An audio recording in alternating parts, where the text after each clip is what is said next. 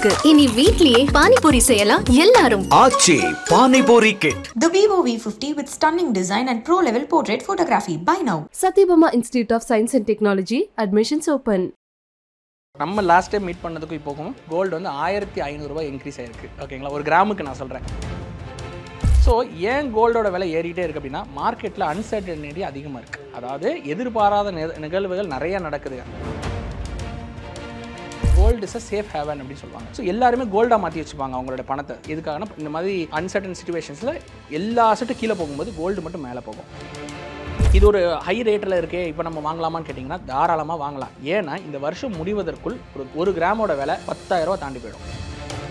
Dollar strengthen ஆகிட்டு இருக்கு Trump வந்ததுக்கப்புறம். டாலர் ஸ்ட்ரென்தன் ஆகும்போது யூஸ்வலி கோல்டு கீழே போகணும். ஆனால் இந்த 2025 மட்டும்தான் அந்த கோரிலேஷன் அப்படியே உல்ட்டாவாக இருக்குது. டாலரும் ஏறிட்டே போயிருந்திருக்கு, இது கோல்டோட ரேட்டு விலை ஏறிட்டே போயிருந்திருக்கு. என்ன ரீசன் கேட்டிங்கன்னா அது இந்தியாவுக்கு மட்டும்தான். ஆனால் இப்போ நாங்கள் இது கோல்டு சம்மந்தப்பட்ட விஷயங்கள்லாம் பேசும்போது, இப்போ ஸ்டாக் மார்க்கெட் எக்ஸ்பர்ட்ஸ் பேசும்போது இல்லை கோல்டு ரேட் வந்து டிக்ரீஸ் ஆகும் அப்படின்றதையும் ஒரு பாயிண்ட் சொல்கிறாங்க. இன்றைக்கி இருக்கிற சினாரியோவில் தங்கத்தோட விலை குறையிறது அப்படிங்கிறது வந்து படிக்கட்டில் அப்படியே ஸ்லோவாக வர்ற மாதிரி குறையுது. ஆனால் ஏறுறது ராக்கெட் வேறு சங்கின்னு மேலே ஏறுது.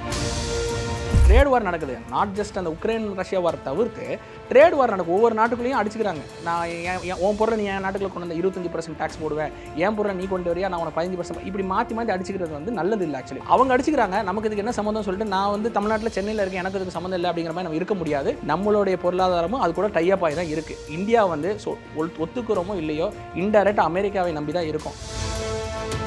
ஒரு காமன் மேன் உங்கள் சம்பளம் எவ்வளோ ஆனால் இருக்கட்டும், தங்கத்தில் வாங்குறீங்க அப்படின்னா கன்சிஸ்டண்ட்டாக வாங்குறது கொஞ்சம் அமௌண்ட்டுக்கு வாங்கிட்டே இருக்கலாம். நீங்கள் ஆக்சுவலி ஒரு 50 ரூபா 100 ரூபா 500 ரூபா 1000 ரூபான்னு உங்கள்கிட்ட எப்பப்போ பணம் இருக்கோ அந்த பணம் உங்களுக்கு தேவையில்லை, இந்த பணம் இல்லாமலே என்னால் ஓட்ட முடியும்னா அந்த பணத்தை தங்கமாக மாற்றி வச்சுக்கோங்க. கோல்டு வந்து வாங்குறது எப்படி வாங்குறதுன்னு நிறைய பேருக்கு ஒரு குழப்பம் இருக்குது. அது ஜுவல்லாக வாங்குறதா, இல்லை காயினா வாங்குறதா, இல்லை டிஜிட்டல் கோல்டா, இல்லை பாண்டா? தங்கம் வந்து எல்லா மனிதர்களுக்கும் ஒரு சர்டன் அமௌண்ட் ஆஃப் கோல்டு ஃபிசிக்கலாக கண்டிப்பாக தேவை. யாருமே எனக்கு வந்து தங்கமே என் வாழ்க்கைக்கு தேவையில்லைன்னு சொல்ல முடியாது. அது ஒரு மினிமல் கிராம்ஸாக தேவை. டிஜிட்டல் கோல்டு ஒரு ஆப்ஷன் இருக்குது. அதில் வந்து என்ன பண்ணலாம்னா 10 ரூபாயிலேருந்து தங்கம் வாங்கிக்கலாம். 10 ரூபாயிலேருந்து நீங்கள் தங்கம் வாங்குறது அன்றைக்கி இருக்கிற லைவ் ரேட்டில் என்ன கிராம்ஸோ அந்த கிராம்ஸ் நீங்கள் வாங்கிறீங்க. சேர்க்க அது வந்து 100 கிராம் வந்துருச்சுன்னு வச்சுக்கோங்க. இந்த 100 கிராம் தங்கத்தை நீங்கள் வேணும்னா அப்படியே நீங்கள் வித்ட்ரா பண்ணிக்கலாம். உங்களுக்கு 100 கிராம் தங்கமாக வீட்டுக்கு வந்துடும்.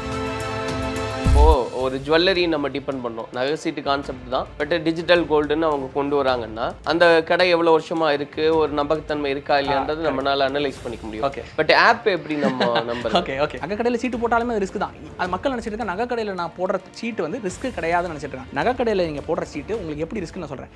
நீங்கள் ஒரு நகை கடையில் ஒரு கம்பெனியில் நீங்கள் வந்து ஷேர் ஹோல்டராக இருக்கணும். என்ன பண்ணணும், அந்த கம்பெனி நீங்கள் இன்வெஸ்ட் பண்ணியிருந்தீங்கன்னா நீங்கள் ஒரு ஷேர் ஹோல்டராக இருக்கலாம். ஆனால் நீங்கள் ஷேர் ஹோல்டராகவே இல்லாமல் இன்வெஸ்ட் பண்ணுறீங்கிறது தான் அது நகை சீட்டு.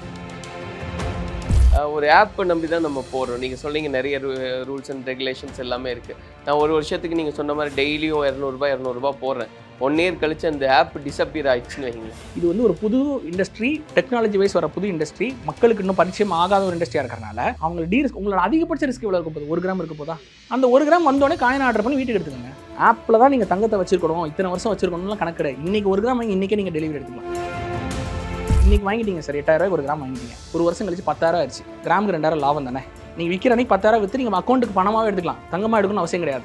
இது வந்து ஒரு ஆப்ஷன். இல்லை நான் தங்கமாகவே வாங்கி வீட்டுக்கு வச்சுக்கிறேன், எனக்கு ஃபிசிக்கல் ஒன்று, நீங்கள் ஃபிசிக்கலாக வாங்கி வச்சுக்கோங்க. ஒரு வருடம் கழித்து திருப்பி விற்கலான்னு ஒரு நிலம வருமா, அந்த தங்கத்தை எங்கிட்ட தான் கொடுக்கணும் அவசியம் இல்லை. இந்தியா உங்களுக்கு எங்கேனாலும் கொடுக்கலாம். ஏன்னா 24 கேரட் கோல்டு எல்லா இடத்துலையுமே வாங்கிப்பாங்க. ஒரு ஃபேமிலிக்கு சேஃப்டி செக்யூரிட்டினா அது கோல்டு தான். அதுக்காக தான் சேஃப் ஹேவன் சொல்கிறோம். அந்த ஒரு ஃபேமிலிக்கு ஒரு அர்ஜென்சின்னு வச்சுக்கோங்க, டக்குன்னு அந்த தங்கத்தை வச்சா பணம் கிடச்சிடும். ரொம்ப பெரிய எமர்ஜென்சினா வித்தா பணம் கிடச்சிடும். கலாட்டா நேயர்களுக்கு வணக்கம். நான் சரவண ராம்குமார். இன்னைக்கு நம்மளோட ஆனந்த் ப்ரோ இருக்காரு. அவர்கிட்ட நிறைய விஷயங்களை பேசலாம். வணக்கம் பிரதர். வணக்கம். இன்னைக்கு இந்த கோல்டு பற்றி நிறைய பேர் பேசிக்கிட்டே இருக்காங்க. ஸோ கோல்டு வாங்கலாமா வேண்டாமா? நிறைய பேர் என்ன நினைக்கிறாங்க, சரி கோல்டு ரேட் வந்து ரெடியூஸ் ஆகும், அப்போ நம்ம இன்வெஸ்ட் பண்ணலாம் அப்படின்றது. முதல்ல ஏன் கோல்டு இவ்வளோ டிமாண்டாக இருக்குது அப்படின்றத பற்றி சொல்லுங்கள். இப்போ வாங்கலாமா வேண்டாமா? ஷூர். ஓகே. ஸோ நம்ம லாஸ்ட் டைம் மீட் பண்ணதுக்கும் இப்போக்கும் கோல்டு வந்து 1500 ரூபாய் இன்க்ரீஸ் ஆயிருக்கு. ஓகேங்களா, ஒரு கிராமுக்கு நான் சொல்கிறேன். பெரிய அமௌண்ட் ஆஃப் வளர்ச்சி ஆக்சுவலி. அது வெறும் ஷார்ட் 1 இயர்க்குள்ளேன்னு வச்சுக்கோங்களேன். ஸோ ஏன் கோல்டோட விலை ஏறிட்டே இருக்குது அப்படின்னா மார்க்கெட்டில் அன்சர்டனிட்டி அதிகமாக இருக்குது. அதாவது எதிர்பாராத நிகழ்வுகள் நிறைய நடக்குது. அதாவது வாராக இருக்கட்டும், ட்ரம்ப் கொண்டு வர அந்த டேரிஃபாக இருக்கட்டும், இந்த மாதிரி விஷயங்கள்லாம் மார்க்கெட்டில் வந்து இது பேர் ட்ரேட் வாருமாங்க. ஸோ கண்ட்ரிக்கு கண்ட்ரி எப்பப்பெல்லாம் வந்து அன்சர்டனிட்டிஸ் அதிகமாக இருக்கோ அப்போது வந்து தங்கத்தோட விலை வந்து ஏறும். ஏன்னா அந்த இன்வெஸ்டர்ஸ் யார், அதாவது எப்படி சொல்கிறது, இன்ஸ்டியூஷனல் இன்வெஸ்டர்ஸாக இருக்கட்டும் இல்லை இண்டிவிஜுவல் இன்வெஸ்டர்ஸ்லாம் வந்து மார்க்கெட், அதாவது ஸ்டாக் மார்க்கெட் பண்ண நல்லா பாருங்கள், கடந்த ஒரு மாதமும் வந்து டெய்லி அடி. இப்போ நம்ம பேசுகிற டைமில் நெகட்டிவ் 30-40% இருக்குது. எல்லாருமே லாஸ்ட்டில் தான் இருக்காங்க, ரெட்டில் இருக்கும். எல்லாரோட போர்ட்ஃபோலியோ எடுத்து பார்த்தீங்கன்னா இன்றைக்கி ரெட்டாக தான் இருக்குது. அதுக்கு காரணம் என்னென்னா, இதெல்லாம் வந்து அன்சர்டனிட்டி மார்க்கெட்ஸ். அதாவது ஸ்டாக் மார்க்கெட்டில் பணம் போட்டால் லாஸ் ஆகிறதுன்னு தெரிஞ்சு அவங்க என்ன பண்ண விற்று கோல்டை மாற்றி வச்சுப்பாங்க.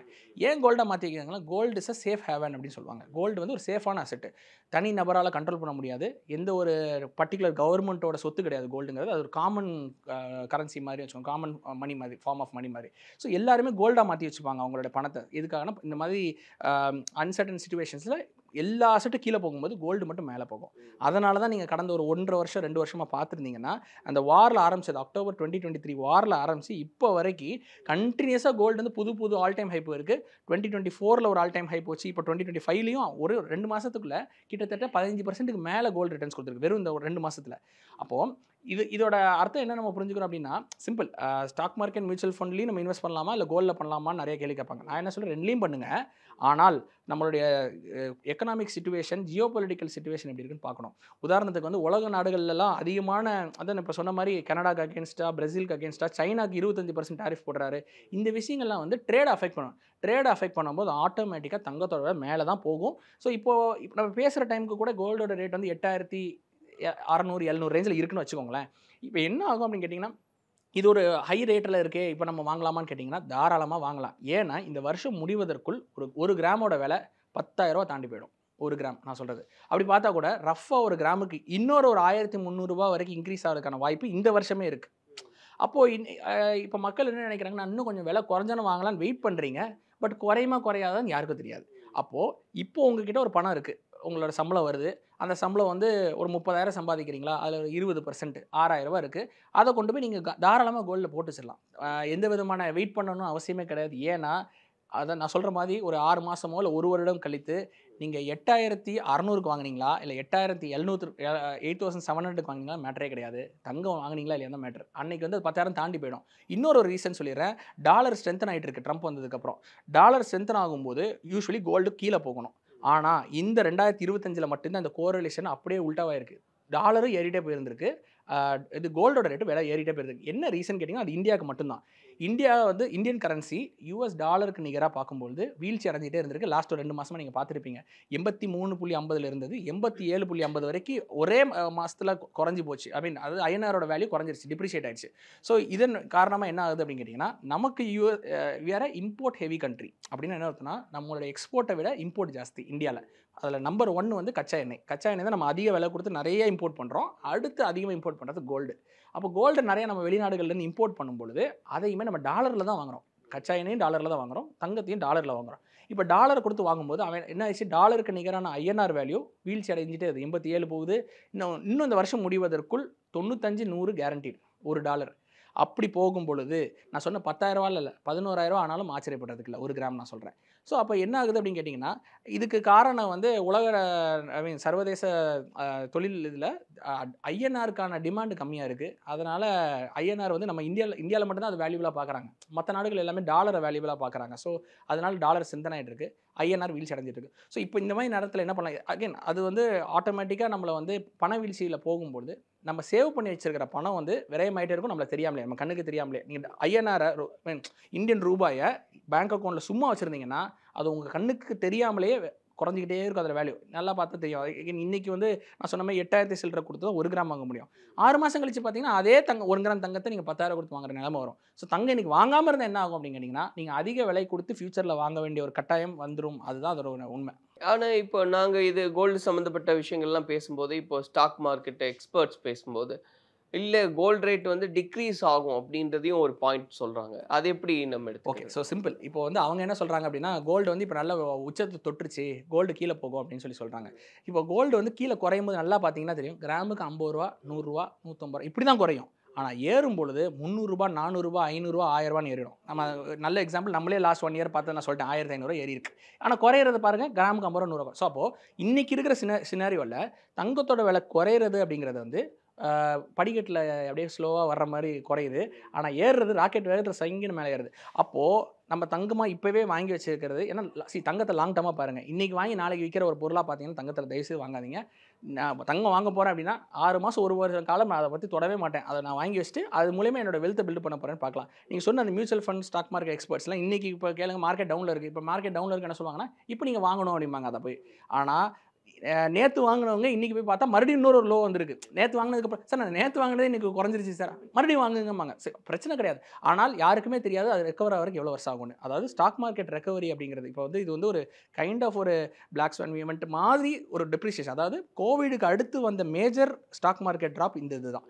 அப்போ அவ்வளோ பெரிய ஒரு டிப் அடிக்கும்போது யாருக்குமே எவ்வளோ இன்னும் கீழே போகும்னு தெரியாது. ஸோ ரிஸ்கியான இடத்துல சிம்பிள் நான் என்ன சொல்கிறேன்னா, நான் ஒரு காமன் மேனாக பேசுகிறேன். ஒரு காமன் மேனாக இருக்கேன். நான் வந்து என்கிட்ட நிறைய பணம் இருந்துச்சுன்னா நீங்கள் சொல்கிற மாதிரி எல்லாத்துலேயும் கொஞ்சம் கொஞ்சத்தை போட்டுட்டு 10ல் 5 வந்தாலும் பரவாயில்லன்னு இருக்கிற மாதிரி இல்லை.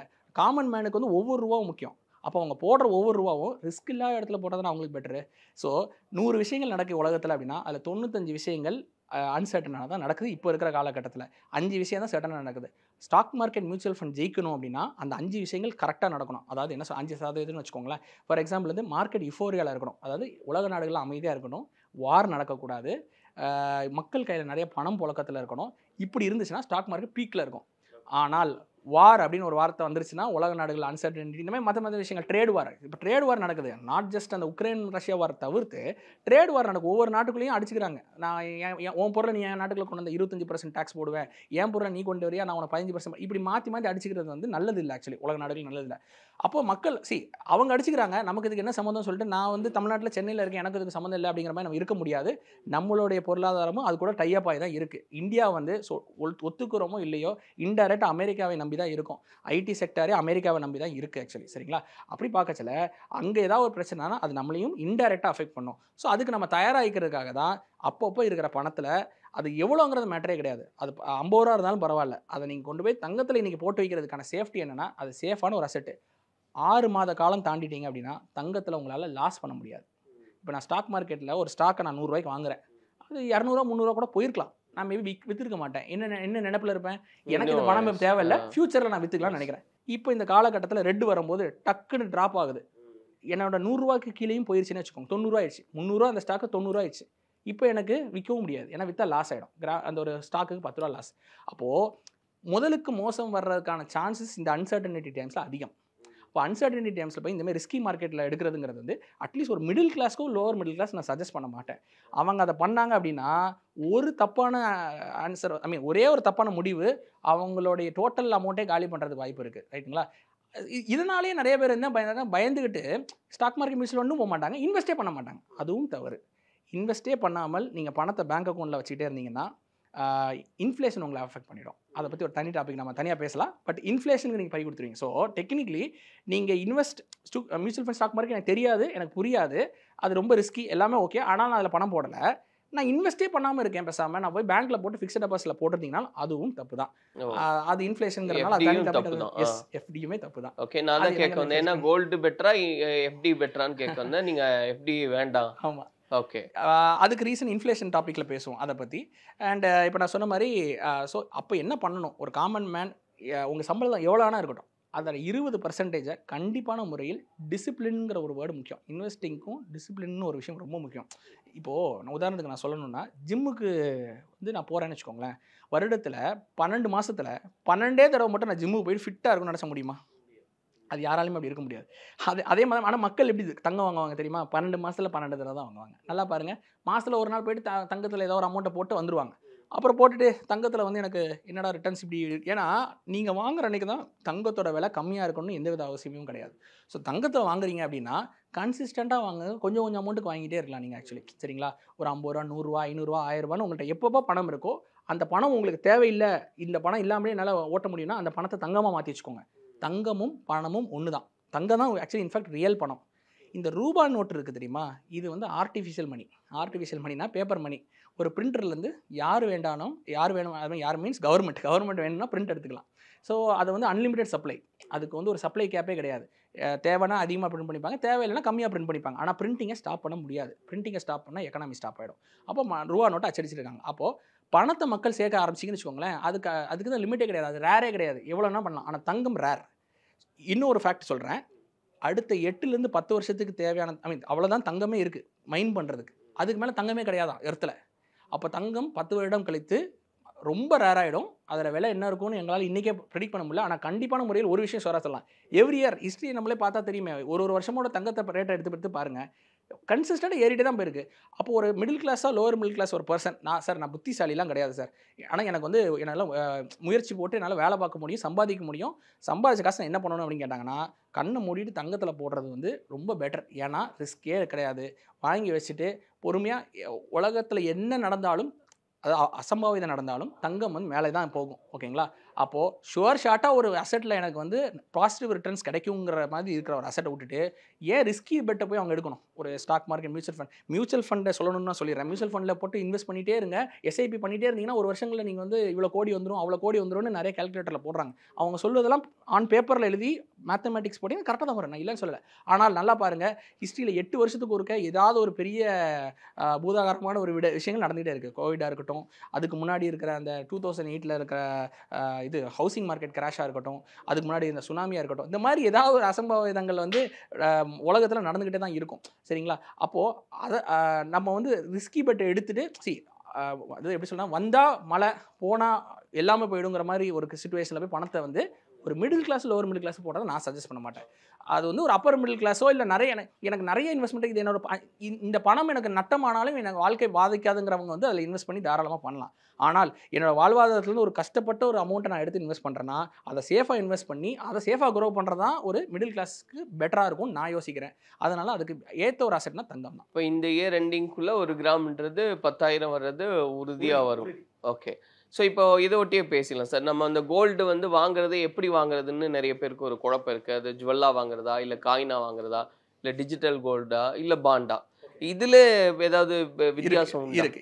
ஸோ இப்போ ஃபார் எக்ஸாம்பிள் நிறைய பேர் வந்து இன்றைக்கி சோஷியல் மீடியா எடுத்துக்கிட்டிங்க அப்படின்னா, நீங்கள் வந்து நீங்கள் சொன்ன இந்த பாண்டு ETF, கோல்டு ETF வாங்குங்க. கோல்டு ETF தான் பெஸ்ட். இப்போது இதே இந்த மியூச்சுவல் ஃபண்டு ஸ்டாக் மார்க்கெட் அட்வைசர்ஸு நீங்கள் தங்கம் வாங்காதீங்கம்பாங்க, மியூச்சுவல் ஃபண்ட் ஸ்டாக் மார்க்கெட்லேயே பண்ணுங்கம்பாங்க, அதோட இதில் பெட்டர் ரிட்டர்ன்ஸ் வரும்னு சொல்லுவாங்க. நீங்கள் வேறு வழியே இல்லை சார், நான் தங்கத்தில் இன்வெஸ்ட் பண்ணி தான் நீங்கள் அடம் பிடிச்சிங்கன்னா கோல்டு ETFல வாங்குங்கன்னு தான் சொல்லுவாங்க. அதுக்கு ரீசன் என்னென்னா, நீங்கள் வந்து தங்கத்தை ரெப்ரசென்ட் பண்ணியே இதோட விலை போகும். அதே மாதிரி நீங்கள் வந்து சின்ன யூனிட்ஸ் வாங்கிக்கலாம். அண்ட் வந்து ஆனால் அதில் சில டிஸ்அட்வான்டேஜஸ் இருக்குது, அதை சொல்ல மாட்டாங்க. அந்த தங்கத்தை நீங்கள் என்றைக்குமே ரியல் தங்கமாக மாற்றவே முடியாது. அது வந்து பேப்பர் கோல்டு.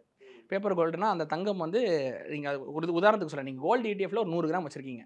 அந்த 100 கிராம் வந்து உங்களுக்கு ஒரு 5 வருஷம் கழிச்சு உங்களுடைய டாட்டருக்கோ சன்னுக்கோ மேரேஜ் வருது. ஓகே, இந்த பணத்தை நம்ம அந்த கோல்டை நம்ம எடுத்துக்கலாம்னு நினச்சி நீங்கள் ட்ரை பண்ணிங்கன்னா அதை ரியல் கோல்டாக நீங்கள் மாற்ற முடியாது. அப்போ நீங்கள் என்ன பண்ண வேண்டியிருக்கும்னு சொல்லலாம், அந்த 100 கிராமை மறுபடியும் INR மாற்றணும், அதை விற்கணும். விற்றீங்கன்னா ஆட்டோமேட்டிக்காக கேபிட்டல் கெயின்ஸ் டேக்ஸ் வந்துடும்.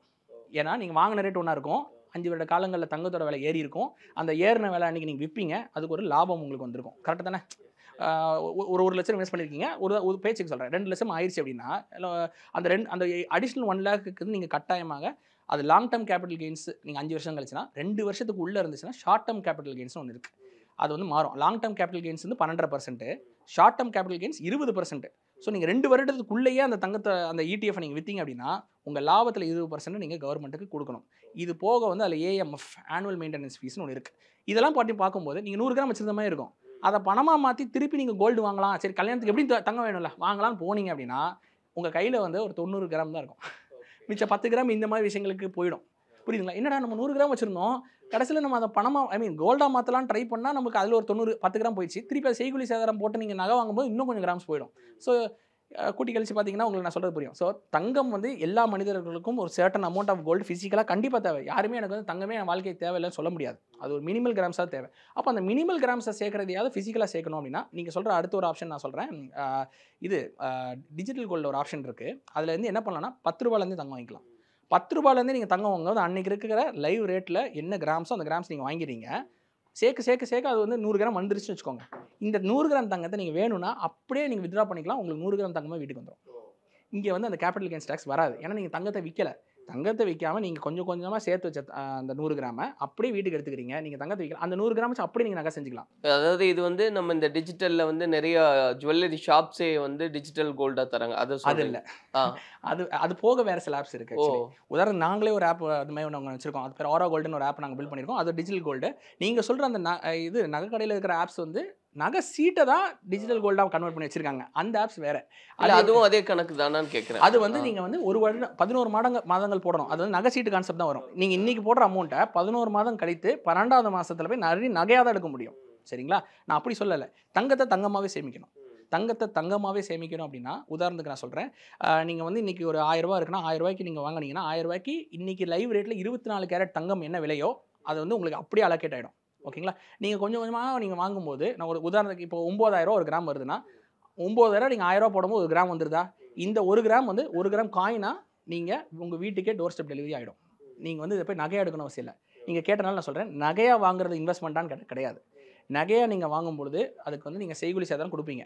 நிறைய பேர் சொல்லுவாங்க, நான் நகை சீட்டாக போட்டு நான் வந்து வாங்குறேன், எனக்கு செய்கூலி சேதாரத்தை டிஸ்கவுண்ட். இன்றைக்கி செய்கூலி சேதாரம் டிஸ்கவுண்ட் தான் கிடைக்குமே தவிர எண்ட் ஆஃப் த டே உங்களுக்கு வந்து இது ஃபுல் வேவர் சில கடையில் கொடுக்குன்னு சொல்லுவாங்க. அது வந்து செலக்டட் கலெக்ஷனில் தான். அதாவது என்ன சொல்ல வரேன்னா, நீங்கள் கல்யாணத்துக்காக சேர்க்குறீங்கன்னு வச்சுக்கோங்களேன், நீங்கள் நகை வாங்க போகும்போது அவங்க ஒரு லிமிடெட் கலெக்ஷன் காட்டுவாங்க. இந்த கலெக்ஷனுக்குள்ள தான் நீங்கள் எடுக்கணும் ஃபார் ஃப்ரீ ஆஃப் காஸ்ட் நீங்கள் மாற்றணும்னா. அது வந்து எப்படி இருக்கும் அப்படின்னு கேட்டிங்கன்னா, இந்த ஆடி கழிவில் சில இருக்கிற ஸ்டாக்கை கிளியர் பண்ணுவாங்க. அது ஸ்டாக் கிளியரன்ஸ் இருக்கிற ஐட்டம் மட்டும் தான் நீங்கள் செய்கூலி சேதாரம் எடுத்துக்க முடியும். நீங்கள் லேட்டஸ்ட் டிசைன் வேணும்னு ஆசைப்பட்டீங்கன்னா கண்டிப்பான முறையில் ஏதாவது ஒரு பர்சன்டேஜ் ஆஃப் செய்கூலி சேதாரம் நீங்கள் பே பண்ணுற மாதிரி தான் இருக்கும். அப்போது கல்யாணம் 5 வருஷம் கழிச்சுன்னா இன்றைக்கே இருக்கிற டிசைனில் நான் ஏன் இது பண்ணணும்? அதுக்கு தங்கத்தை தங்கமாகவே வாங்கி வச்சுக்கோங்க. காயின் எடுக்கிறது பெட்டர். காயினாவோ பாராவோ நீங்கள் எடுத்து வாங்கி வச்சிட்டிங்கன்னா 5 வருடம் கழித்து அந்த குழந்தை வந்து வளர்ந்து கல்யாண பருவம் வரும்போது அவங்க சூஸ் பண்ணிக்கலாம்.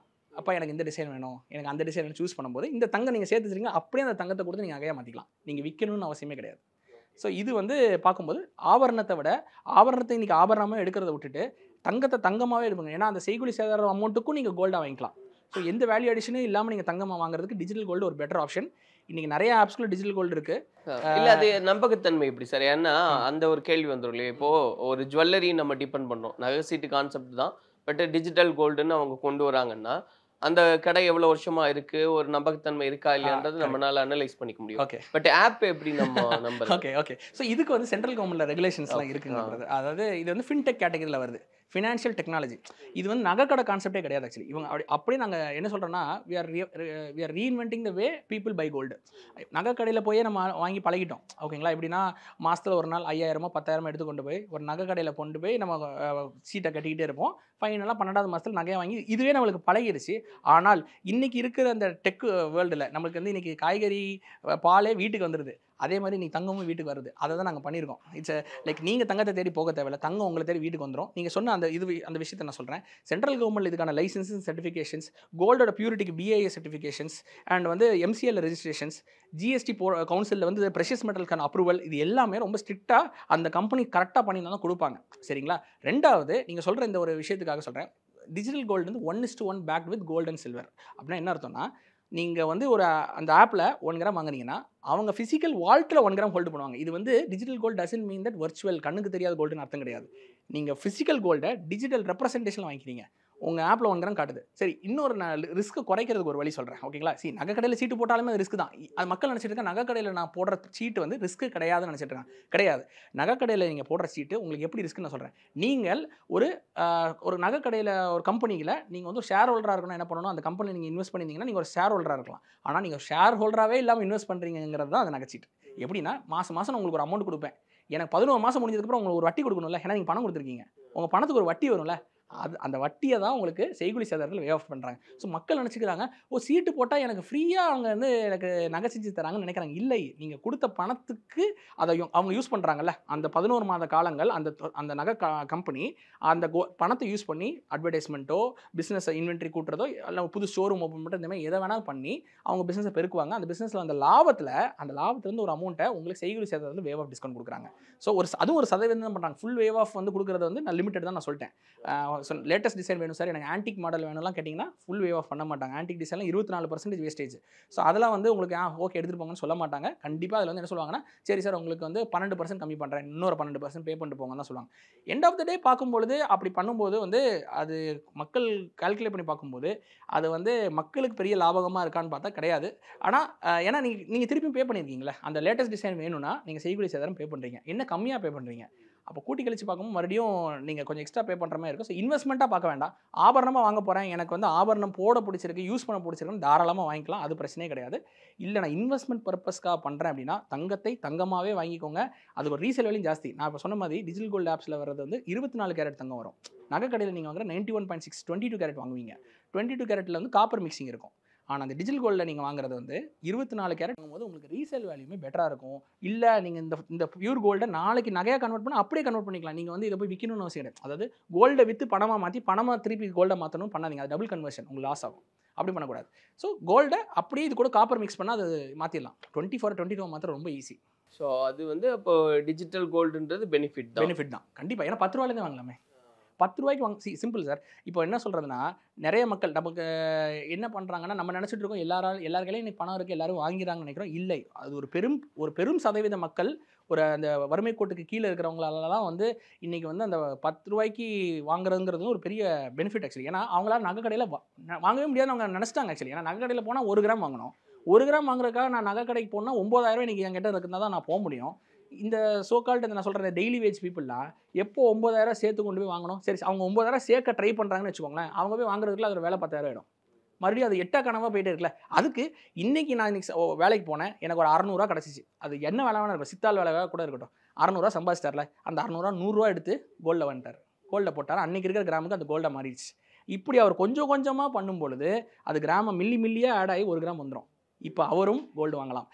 அகைன் இன்ஃபேக்ட் நான் சும்மா ஒரு பர்சனலாக சொல்கிறேன், எனக்கு ரொம்ப அதுதான் என்னோடய லைஃபோட கோலாக நான் வச்சுருக்கேன். யாரால் தங்கம் வாங்க முடியவில்லையோ அவங்கள வாங்க வைக்கிறத ஒரு கோலாக எடுத்து நான் ஒர்க் பண்ணனால தான் என்னோட கம்பெனி இன்றைக்கி இப்படி பண்ணிகிட்டு இருக்கு. ஸோ தேவர் ஏபிள் டு அதாவது 8 கனவாக இருந்த தங்கத்தை நாங்கள் 8 வச்சுருக்கோம். அது இப்போ அந்த அவேர்னஸ் கிரியேட் ஆகிருக்கா, இன்னும் அது குறித்து பேசப்படுதான்னு கேட்குறேன். அதாவது இன்னும் அந்த அவேர்னஸ் வந்து தேவை நிறையா. ஏன்னா அகைன் பாப்புலேஷன் ரொம்ப பெருசு, அதுக்கான சேஞ்சஸ் இப்போ தான் வந்துட்டு இருக்கு.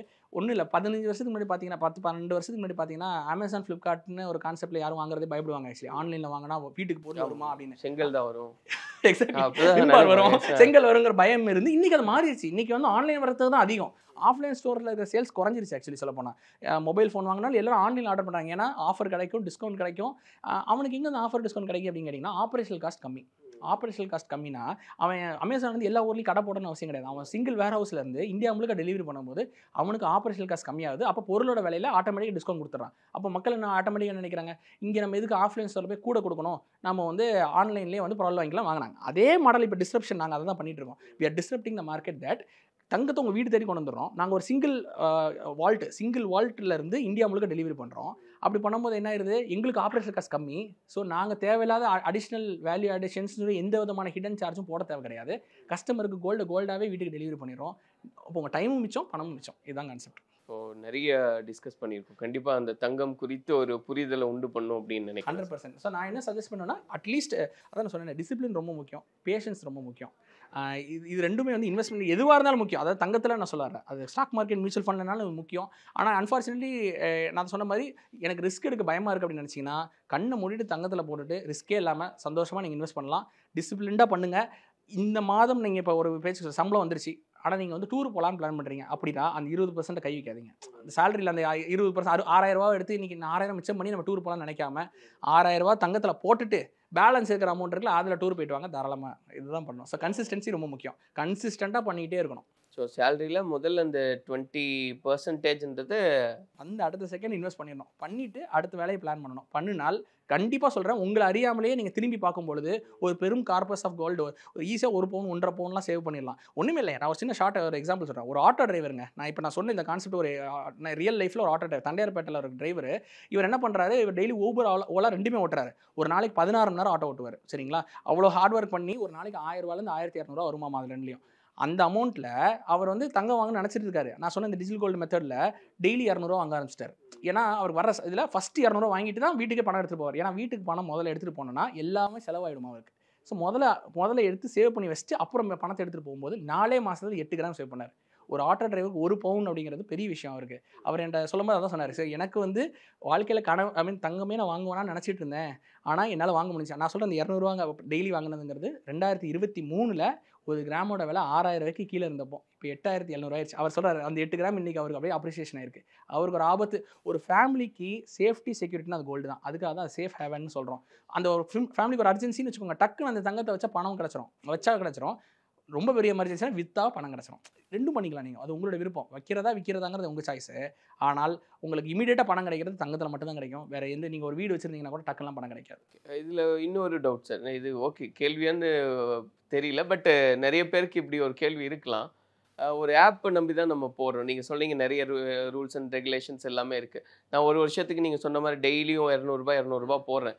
1 இயர் கழிச்சு அந்த ஆப் டிஸப்பியர் ஆயிடுச்சுன்னு வைங்களேன், என்ன பண்றது? எங்க நான் போய் சிம்பிள். ஃபர்ஸ்ட் ஆஃப் ஆல் இது வந்து சென்ட்ரல் கவர்மெண்ட் ரெஜிஸ்டர்ட்னு நான் சொன்னனால நீங்க வந்து கண்டிப்பா வந்து அப்படி நீங்க சொன்ன டிஸப்பியர் அப்படி ஆப் யாரும் டிஸப்பியர் ஆக முடியாது. ஏன்னா அதுக்கான லைசன்சஸ் வந்து சென்ட்ரல் கவர்மெண்ட் பாடியில இருந்து கொடுக்குறாங்க. அண்ட் அவங்க எல்லாமே நீங்க சொல்ற மாதிரி இந்த ப்ராப்பர் அப்ரூவல்ஸ் வச்சு தான் பார்ப்பாங்க. அண்ட் வால்ட்ல எல்லாமே தங்க இருக்கும். நீங்க நான் இந்த டீரிஸ்க் பண்றதுக்கு நான் சொல்றேன், 1 கிராம் வர எடுத்துருங்க. ஆப்ல 1 கிராம் வந்து சேவ் பண்ணிட்டே வரீங்களா, 1 கிராம் வந்து எடுத்துருங்க. உங்க கையில் தங்கத்தை வச்சுக்கோங்க. அங்கே ஆப்பில் ஹோல்டு பண்ணணும்னு ரூல்ஸே கிடையாது. ஆப்பில் தான் நீங்கள் தங்கத்தை வச்சிருக்கணும், இத்தனை வருஷம் வச்சிருக்கணும்லாம் கணக்கு கிடையாது. இன்றைக்கி 1 கிராம் வாங்கி இன்றைக்கே நீங்கள் டெலிவரி எடுத்துக்கலாம். தங்கம் உங்களுடைய தான். ஸோ நீங்கள் சொல்கிற மாதிரி இந்த 1 இயருக்கு எனக்கு வந்து ஹோல்டு பண்ண வந்து ஆப்வியஸ்லி கண்டிப்பாக, ஏன்னா நான் தான் சொன்ன மாதிரி இது வந்து ஒரு புது இண்டஸ்ட்ரி, டெக்னாலஜி வைஸ் வர புது இண்டஸ்ட்ரி, மக்களுக்கு இன்னும் பரிச்சயம் ஆகாத ஒரு இண்டஸ்ட்ரியாக இருக்கிறனால அவங்கள ரிஸ்க், உங்களோட அதிகபட்ச ரிஸ்க் எவ்வளோ இருக்க போகுது? 1 கிராம் இருக்க போதா? அந்த 1 கிராம் வந்தோடனே காயின் ஆர்டர் பண்ணி வீட்டுக்கு எடுத்துக்கோங்க. தங்கம் உங்கள் கையில் தான் சேஃப் தானே, அவ்வளோதான். ஸோ அது வந்து அந்த ஒரு ஆப்ஷனை கையில். ஆமாம், கரெக்ட். சிம்பிளாக சொல்கிறேன், 1 கிராம், 4 கிராம், 8 கிராம், 10 கிராம் இந்த மாதிரி ஆப்ஷன்ஸ் இருக்குது. உங்களுடைய ரிஸ்க்கு ஏற்ற மாதிரி சரி 10 கிராம் வர நான் எடுத்துக்கிறேன் அப்படின்னு நினச்சாலும் உங்களோட விருப்பம். இல்லை எனக்கு அவ்வளோ ரிஸ்க்கெலாம் எடுக்க முடியாது, நான் 1 கிராம் வர எடுத்துக்கிறேன், தாராளமாக எடுத்துக்கோங்க. சிம்பிள். இன்னொன்று இவங்களோட நாங்கள் கொடுக்குற காயின்ஸே சொல்கிறேனே, நாங்கள் BIS சர்டிஃபைடுங்கிறனால எங்கள் கிட்டேருந்து வர காயினோட பியூரிட்டி 99.9%. ஓகேங்களா, எங்களுக்கு BIS சர்டிஃபிகேஷன் இருக்குது. நாங்கள் அதனால் பியூர் கோல்டை தான் கொடுக்குறோம். ஸோ லைஃப் டைம் பைபேக் கேரண்டியும் இருக்குது. ஸோ அப்போ என்ன அர்த்தம்னா, நீங்கள் வாங்குற தங்கத்தை நீங்கள் இன்றைக்கி 1 வருஷம் கழிச்சு எங்கள்கிட்டே திருப்பி கொடுக்கலாம், நாங்கள் அப்படியே வாங்கிப்போம். அதுதான். அப்போ அது குவாலிட்டி அண்ட் பியூரிட்டி கரெக்டாக இருக்கிறனால தான் நாங்களே திருப்பி வாங்கிக்கிறோம்னு சொல்கிறோம். பொருள் மட்டமாக இருந்தால் யாராவது திருப்பி வாங்குவாங்களா? பொருள் நல்ல குவாலிட்டியான ப்ராடக்டாக தான் நாங்கள் கொடுக்குறோங்கிறனால நாங்களே அதை திருப்பி வாங்கிப்போம். ஸோ நீங்கள் வாங்குற கோல்டை 1 வருஷம் கழிச்சோ 2 வருஷம் கழிச்சு நீங்கள் அப்போ விற்றுக்கலாம். ஆப்பில் ஹோல்டு பண்ணி விற்கணும்னு அவசியம் இல்லை. நீங்கள் சொல்கிற அந்த நகை கடை ஆப்ஸ்க்கு இதுக்கு ஒரு டிஃப்ரென்ஸ் நான் சொல்கிறேன். இந்த டிஜிட்டல் கோல்டு ஆப்ஸ்லாம் பையும் பண்ணிக்கலாம், செல்லும் பண்ணிக்கலாம். இது வந்து மற்ற நகை கடையில் ஒரு சின்ன சேலஞ்ச் என்னன்னு கேட்டிங்கன்னா, அது வந்து 1 வே மாதிரி, உண்டியல் மாதிரி. பணம் உள்ளே போடலாம், பணத்தை வெளியே எடுக்க முடியாது. அதாவது நகையாக தான் எடுக்க முடியும். இங்கே நீங்கள் பணத்தை பணமாகவும் எடுத்துக்கலாம். நீங்கள் இன்றைக்கி வாங்கிட்டீங்க சார், 8000 ரூபாய்க்கு 1 கிராம் வாங்கிட்டீங்க. 1 வருஷம் கழிச்சு 10,000 ஆயிடுச்சு. கிராமுக்கு 2000 லாபம் தானே. நீங்கள் விற்கிற அன்றைக்கி 10,000 விற்று நீங்கள் அக்கௌண்ட்டுக்கு பணமாகவே எடுத்துக்கலாம். தங்கமாக எடுக்கணும்னு அவசியம் கிடையாது. இது வந்து ஒரு ஆப்ஷன். இல்லை நான் தங்கத்தை தங்கமாகவே வாங்கி வீட்டுக்கு வச்சுக்கிறேன், எனக்கு ஃபிசிக்கல் ஒன்று, நீங்கள் ஃபிசிக்கலாக வாங்கி வச்சுக்கோங்க. 1 வருடம் கழித்து திருப்பி விற்கலான்னு ஒரு நிலைமை வருமோ அந்த தங்கத்தை எங்கிட்ட தான் கொடுக்கணும் அவசியம் இல்லை. இந்தியா உங்களுக்கு எங்கேனாலும் கொடுக்கலாம். ஏன்னா 24 கேரட் கோல்டு எல்லா இடத்துலையுமே வாங்கிப்பாங்க. நீங்கள் எந்த கடையிலனாலும் கொண்டு போய் பெரிய நான் சொல்ல டாப் ஸ்டோர்ஸில் போய் கொடுத்து பணமாகவும் வாங்கிக்கலாம், இல்லை நகையாகவும் வாங்கிக்கலாம். ஓகே, கண்டிப்பாக நிறைய பேருக்கு அது போய் சேரும் அப்படின்னு நம்புகிறேன். நன்றி. தேங்க்யூ. இனி வீட்லயே பானிபூரி செய்யலாம் எல்லாரும். Aachi panipuri kit. The Vivo V50 with stunning design and pro-level portrait photography. Buy now. Satyabama Institute of Science and Technology. Admissions open.